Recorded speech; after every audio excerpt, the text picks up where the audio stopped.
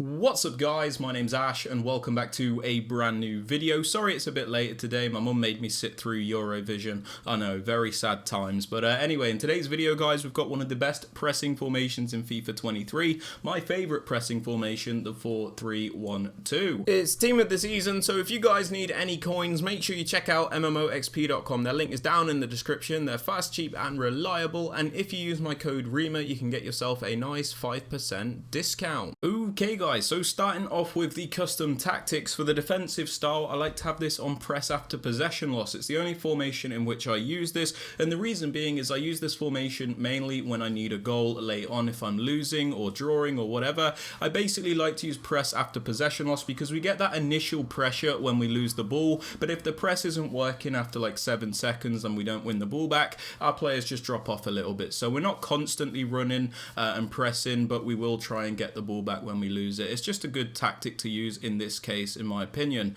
Now moving on to the defensive width guys, I like to have this on 40. This is so we can primarily defend the central areas of the pitch. It's important to be compact and it's important to block those attacks through the middle. The reason we don't go any lower though is because it's still important to have a bit of natural width to cover the wide areas in case your opponent tries to go down the wing. Now moving on to the depth in this formation, I like to use this on 72. Now the reason for this is like 72 seems to give you like an automatic offside trap, which is very good for catching your opponent out and allowing you to retrieve possession once again, because if they make a pass that's offside, you obviously get the ball back, which is super important when you're trying to get a goal back in the game. We also keep a really high defensive line, of course, which is really important to try and win the ball back in dangerous areas. Now moving on to build-up play guys, although I use this when we need a goal, I still prefer to have this on balance. This is because you can still have more varied attacks. If you use fast build-up, you can sometimes force the play a little bit too much because you're always trying to play super quickly. Slow build-up's not really an option here because, yeah, it's too slow and we need a goal. Balanced is still the best option in my opinion because you can kind of switch things up whenever you need to. You can play slower, quicker, basically do whatever you want. Now moving on to chance creation, guys, as always, I suggest direct passing. This is because it's the most meta option you can use, where your attackers will bunch up against the defenders so they can do the really overpowered 1v1 isolation plays. They also make extra movements in the box so you can get that extra pass off and guarantee the goals.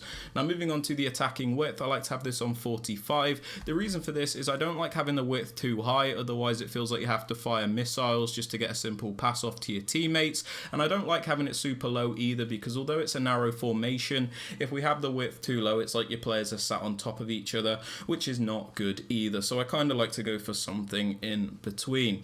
Now moving on to players in box, I like to have this on 6 with this formation. This is so we can get quite a few players into the box, but if we do end up losing out, we're not going to overcommit the entire team to the point where we give up another goal and it makes it impossible to get back in the game. So you've still got to be careful. You can't just go completely all out, otherwise you'll probably just concede another goal without scoring.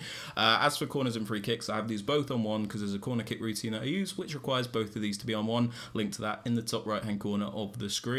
Now moving on to the plays you want to use, guys, in the 2 striker positions I like going for a balance between the 2. So in the left striker position I like to go for a more creative striker in Havertz. This is somebody that can still finish off the chances but has a bit of technical ability on the ball. And then in the right striker position I like to go for a more poacher finisher style striker. This is so we've got like a creative finisher dynamic and we get a lot more out of the front too. If we use 2 one-dimensional strikers up top, then sometimes you're very one-dimensional, you're forced to just play through balls and stuff like that, and it's not always the best thing. So I just like to go for a balance there. Now moving on into the cam position, guys, I suggest using a really good technical, good attacking player. Now the reason for this is it's the main playmaker in the team, so you need to use somebody that has really good creative ability. I also suggest using somebody with decent skills, decent shooting and decent agility, because if they have bad agility you're going to struggle to work the angles to create basically.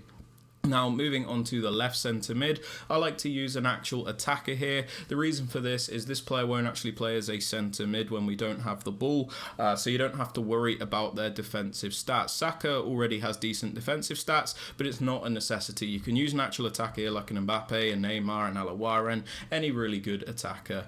Now moving on to the middle centre mid, I like to go for a more defensive minded player because it's still important to retain some balance in the midfield, so I suggest going for somebody with a medium medium high work rate if you can get it, so you get the maximum contributions in defense and then not too bothered about going forward.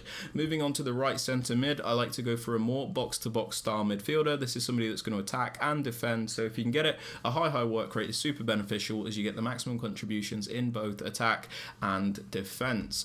Now moving on to the fullbacks, in the left back position I like to go for my more attacking minded fullback in Roberto Carlos. This is somebody that has really good attacking ability and somebody that will actually contribute going forward for us. And then in the right back position I've just got somebody that's going to stay back a little bit more but still has decent dribbling ability in case we do want to go forward with him.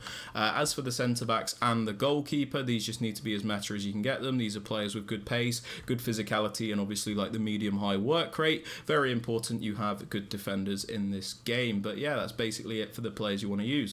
Now moving on to the player instructions, guys. On both the strikers I like to have them on stay central and mixed attack. We have them on stay central because it's important that they stay in the central areas. They are our strikers, so it's important that they're always in the correct positions. If we have them drifting out wide, they're never going to be where we want them to be, so it is important that they stay in the central areas. I also have them on mixed attack because you get a lot more out of the players this way. If you have them on getting behind, they're always making the same runs and you're forced to just play like these through balls, which is not always the best idea. Mixed attack, they get more involved in the build up and you just get a lot more out of these two players. Now, if you want to put like your more finisher striker on getting behind, that's also fine, but honestly, I prefer mixed attack on both. Moving on to the cam, guys, I like to put him on comeback on defense. This is so we're more defensively sound when we do lose the ball, because although I like to use this formation when we are desperate for a goal, it's still important to maintain a good defensive shape so you don't let the game get out of hand. So by putting this player on comeback on defense, in my case, he's going to come back to defend as a right midfielder. So we're going to set up with a 4-4-2 off the ball. Super good defensive formation, works really well. Now moving on to the right centre mid, our more box to box style player, we have him on balanced attack, default settings and cover centre. We leave him on default settings because he's a box to box player. We kind of want him to do a bit of everything, so we let him do that. Then we have him on cover centre, so he does defend as one of the centre mids in the 4-4-2 shape. Now moving on to the middle centre mid, the more defensive minded player, we have him on stay back while attacking and cover centre. We have him on stay back so he doesn't go forward because he is a more defensive minded player. It's important we have at least one defensive midfielder in my opinion. Then we have him on cover centre again, so he does defend as one of the centre mids in the 4-4-2 shape. Now moving on to the left centre mid, where we use an actual attacking player. We have him on get forward, get into the box for cross and cover wing. So we have him on get forward because he is an attacker, so we do want him to go forward, of course. We have him on get into the box for cross, so he's not hesitant to get involved in the penalty area when we do get into those positions. If you have him on balanced crossing runs, sometimes they're a little bit static and hesitant to do things. And then we have him on cover wing, so we can play as a left mid when we don't have the ball. This is why I said it's not super important to have a player with good defensive stats, as they don't actually have to play in the centre mid position. So make sure the left centre mid is on cover wing and the cam is on comeback on defence, and the other two are on cover centre. Just wanted to clear that up, guys. Moving on to the left back, I like to have him on balanced attack and overlap. This is so we can go forward, add extra width to our team, because the 4-3-1-2 can still be quite narrow at times. It is a narrow formation, of course, so sometimes we need a wider option, which is why we have one of the fullbacks on balanced attack and overlap. And then on the other fullback, I just have him on stay back while attacking and overlap. This is so we always have at least 3 defenders back, but if we do want to send him forward, he'll make the overlapping runs to add extra width to the team. As for the centre backs and the keeper, these are on default settings and I do not touch them. But yeah, guys, they're my custom tactics and player instructions for the 4-3-1-2. If you have enjoyed or found this useful, sub to the channel if you are new so you never miss out on any videos like this one, and don't forget to turn on notifications so you are notified when the video is posted. With all that aside, guys, I hope you have a great rest of your day, and I'll catch you all in the next one. Peace.